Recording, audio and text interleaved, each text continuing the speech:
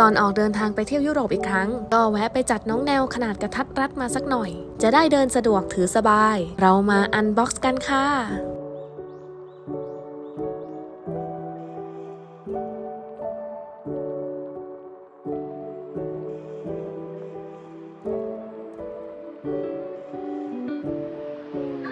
มาแล้วทัน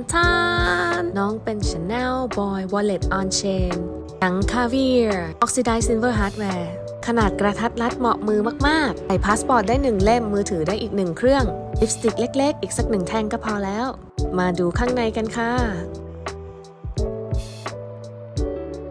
ใส่การ์ดได้6ช่องมีกระเป๋าซิปใส่เหรียญได้อีกแล้วก็ช่องเล็กช่องน้อยช่องซ่อนอีกมากมายถือว่าเหมาะกับการใช้งานมากๆถูกใจเลยค่ะ